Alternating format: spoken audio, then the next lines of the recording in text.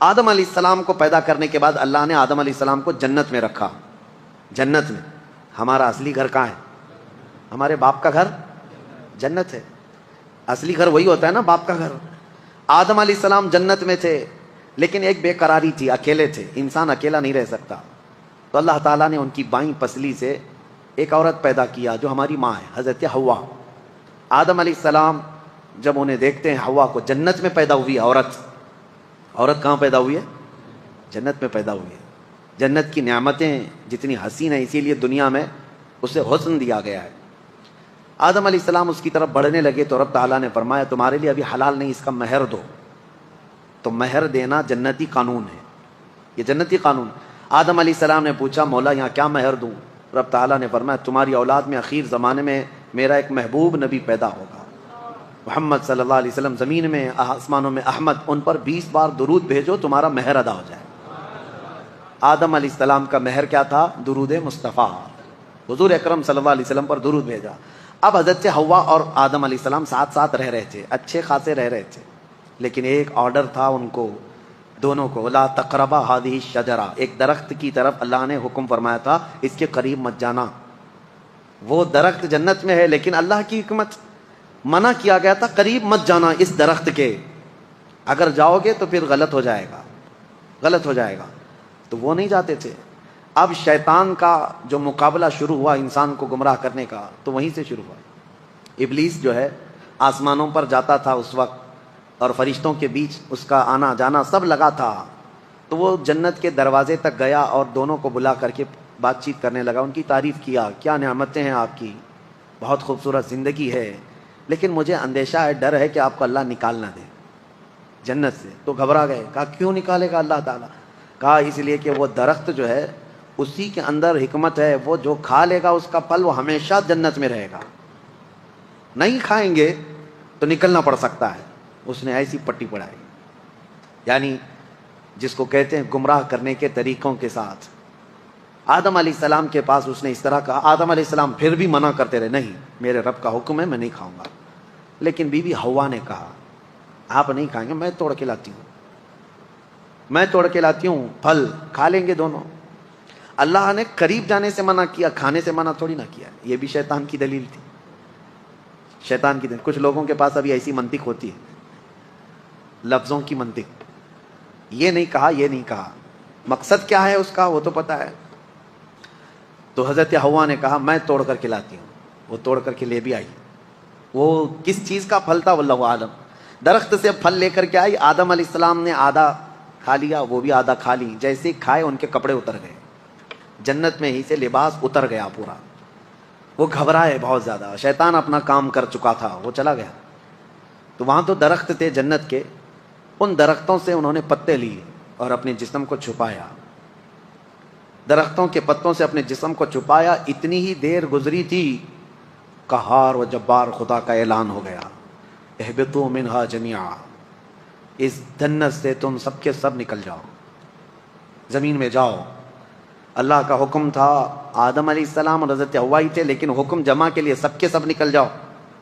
تفسیر میں فرمایا تھے تو دو ہی، لیکن اللہ فرمایا تم سب کے سب نکل جاؤ. حکم کا مطلب مفسرین فرماتے ہیں آدم علیہ السلام کی پیٹھ میں جتنی اولاد تھی سب سے کہا گیا سب نکل کے جاؤ. سب کو حکم تھا کہ سب نیچے آؤ. آئے، لیکن اللہ تعالیٰ نے سب کو الگ الگ جگہ اتارا. جنت سے جو چیزیں اتاری گئی تھی، دو درخت جنہوں نے پتے دیے تھے، اور بعض روایات یہ بتاتی ہیں کہ ایک سانپ تھا، ایک مور تھا، ان کو بھی اتار دیا گیا مدد کرنے کی وجہ سے. یہ بڑے خوبصورت جانور تھے، ان کو بھی سزا کے طور پر اتار دیا گیا، سب کو الگ الگ. حضرت بی بی حوا کو جدہ میں، جو سعودی عرب کا ایک شہر ہے، جدہ کا مطلب جانتے ہیں آپ؟ عربی میں دادی کو کہتے ہیں. ورڈ کا جو میننگ ہے جدہ کا مطلب دادی. شہر کا نام ہی دادی ہے کیونکہ پوری دنیا کی دادی وہاں اتری تھی. اور حضرت آدم علیہ السلام کو ہندوستان میں اتارا گیا. سب کو الگ الگ الگ، ایک درخت کو ادھر ایک درخت کو ادھر، اور آپس میں سب کے دشمنیاں بھی ڈال دی گئیں. ابلیس کو بھی بھیج دیا گیا. اب اس کے بعد اس کو وہاں جانے پر پابندی لگا دی گئی. اب تو جنت کے قریب بھی نہیں آئے گا، فرشتوں کے بیچ میں بھی نہیں آئے گا.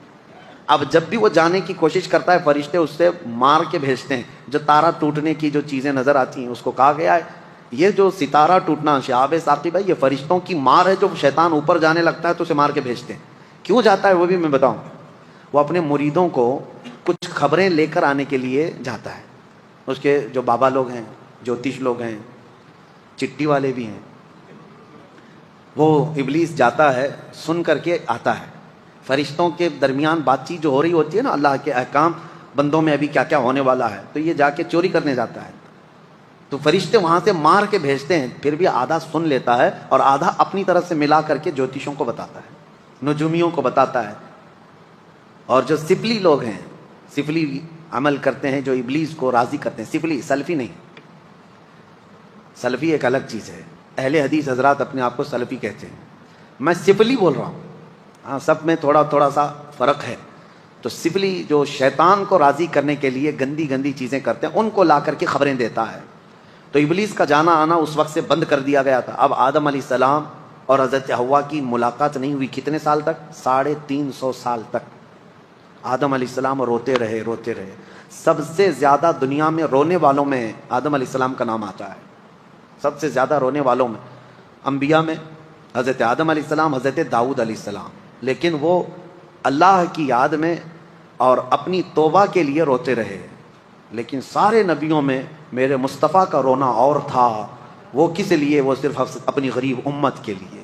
اللہ کیا جہنم اب بھی نہ سرد ہوگا، رو رو کے مصطفیٰ نے دریا بہا دیے. میرے آقا نے بھی رویا لیکن اپنی امت کے لیے.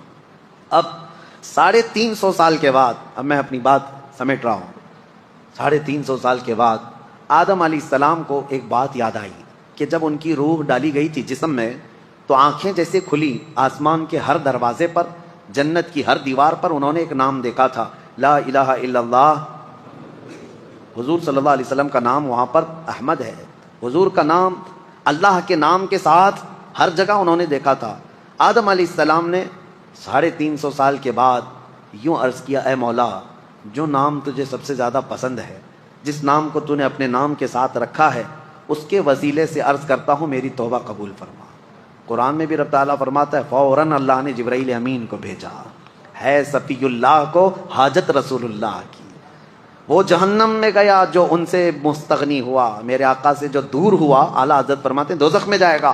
ہے خلیل اللہ کو حاجت رسول اللہ کی. حضور اکرم صلی اللہ علیہ وسلم کے وسیلے سے توبہ قبول ہوئی. جبرائیل امین علیہ السلام آئے، بشارت دی کہ اللہ تعالیٰ نے آپ کی توبہ قبول فرمائی. اب آپ کو حکم دیا جاتا ہے. آدم علیہ السلام جب آئے تھے تو جبرائیل علیہ السلام خود ہی ان کو یہاں کی کھیتی باڑی اور کام کاج سکھا کر گئے تھے. جنت کے 3 دانے لا کر کے دیے تھے، یعنی ایک گیہوں کا دانہ اور ایک کوئی دانہ، یہ 3 دانے وہ اتنے بڑے بڑے تھے، دانے جنت سے لائے گئے تھے. اور وہ بو کر کے اس کی کھیتی اور اس کی فصل اگا کر کھانے پینے کے طریقے، ساری چیزیں آدم علیہ السلام کو وہ دے کر کے گئے تھے. اور یہ روایت میں ملتا ہے جنت کا آیا ہوا دانہ بہت بڑا تھا، اور پہلے کے دور میں اناج بڑے ہوتے ہوتے چھوٹے چھوٹے، اس میں ایولیوشن ہوا ہے. اب جو گیہوں کا دانہ ہے وہ پکڑنے میں بھی نہیں ملتا. فرمایا گیا کہ جیسے جیسے انسانوں کے گناہ بڑھتے ہیں اناج گھٹتا جاتا ہے، یعنی ان چیزوں کی مقدار میں کمی آنے لگ جاتی ہے. یہ آخری دور میں گیہوں تو گیہوں، انسانوں کے قد بھی چھوٹے ہو جائیں گے. پہلے لوگ 8-8 10-10 فٹ کے ہوتے تھے، اور آدم علیہ السلام کی ہائٹ تو 60 فٹ کی تھی. 60 فٹ اتنی لمبی بتائی گئی ہے. تو پہلے کے دور کے بعد یہ جو گھٹتی ہوئی آئی ہے. لیکن ایک بات پھر میں بتا دوں، کوئی کنفیوز نہ ہو، اس تھیوری پہ نہ چلے جائے کہ انسان اب بدل گیا. نہیں، انسان ہی تھا، انسان ہی ہے آج بھی. پہلے یہ اور بات ہے کہ ہائٹ بڑی تھی، جسم بڑا تھا، لیکن زمانے کے مرور ایام کے ساتھ ساتھ انسانوں کی ہائٹ کم ہوتی رہی. اور میرے آقا نے فرمایا قیامت کے قریب یہ لوگوں کے قد بھی کم ہوتے چلے جائیں گے. اب قریب اور قیامت کے ناٹے لوگ ہی رہیں گے. ہاں، اور یاجوج ماجوج کی جو شکل بتائی گئی وہ بھی بہت چھوٹی چھوٹی قد کے ہوں گے، جیسے چائنیز ہوتے ہیں. ہاں، ان کی آنکھیں چھوٹی چھوٹی ہوں گی، جیسی ان کی شکل ہے، لال رنگ کے ہوں گے، یہی شکل بتائی گئی ہے. اور پوری دنیا گھومیں گے، ہر چیز کھا جائیں گے جیسے چائنیز کھاتے ہیں. ہاں، یہ اس لیے بھی میں بول رہا ہوں کہ بعض جو دانشور ہیں، ایک امریکہ کے بڑے ڈاکٹر ہیں، انہوں نے کہا میری تحقیق کے مطابق یاجوج ماجوج آ گئے، وہ چائنیز ہی ہیں. دنیا میں سب سے زیادہ تعداد بھی ان کی ہے، اور سب سے زیادہ دنیا میں پھیلے بھی وہی ہیں، اور ہر چیز، ہر کیڑا مکوڑا سب کھاتے بھی وہی ہیں. لیکن ایسا نہیں ہے. یاجوج ماجوج ایک قوم ہے، وہ آئے گی، لیکن وہ اتنے سالوں تک چائنا کی طرح جیتی نہیں رہے گی.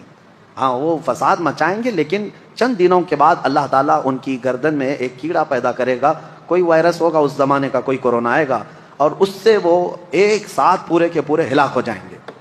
اور جو ڈاکٹر صاحب امریکہ کے جو میں کہہ رہا ہوں وہ بڑے دانشور ہیں، مسلم اسکالر ہیں، ان کی تھیوری کے حساب سے انہوں نے جو کہا یاجوج ماجوج یہ چائنیز ہی ہیں، اس اعتبار سے شاید کورونا بھی چائنا میں آیا، ان کے اور یقین ہو گیا ہوگا، ان کو اور یقین ہو گیا ہوگا کہ حدیث میں جو کہا گیا اچھا یہ جو وائرس ہے یہ گردن میں ہی زیادہ پکڑتا تھا، ان کو اور زیادہ یقین ہو گیا ہوگا۔ لیکن یقین ان کو اس وقت فیل ہو جانا چاہیے کہ چائنیز مرے زیادہ نہیں ہے، لیکن یاجوج ماجوج پوری کی پوری قوم ختم ہو جائے گی۔ بہرحال بات ادھر ادھر نہ جائے، قد جو ہے کم ہوتا چلا جائے گا قیامت کے قریب۔ آدم علیہ الصلوۃ والتسلیم کی خلقت کا یہ پورا واقعہ آج سورۃ الاعراف میں ہم نے ملاحظہ کیا ہے۔ اللہ کریم ہم سب کو قرآن عظیم کی ہر آیت پر عمل کی توفیق عطا فرمائے۔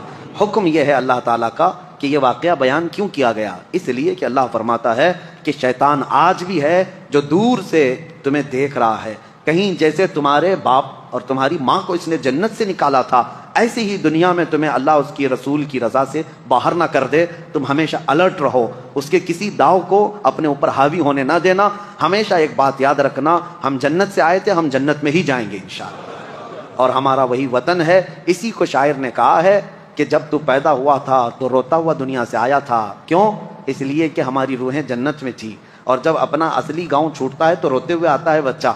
اور شاعر نے کہا ہے اب ایسی زندگی گزار کہ جانے کے وقت سب رو رہے ہوں اور تیرے لبوں پر مسکراہٹ ہو، کیوں؟ اس خوشی سے تم مسکراتے ہوئے جاؤ کہ اپنے اصلی وطن جا رہا ہوں، اپنے گاؤں جا رہا ہوں اور ہمارے باپ کے گھر جا رہا ہوں۔ اللہ کریم ہم سب کی قسمت میں جنت عطا فرمائے۔ رمضان کی برکت سے اللہم انا نسألک الجنت ونعوذ بک من النار، اللہم انا نسألک الجنت ونعوذ بک من النار، اللہم انا نسألک الجنت ونعوذ بک من النار، وآخر دعوانا ان الحمد للہ رب العالمین۔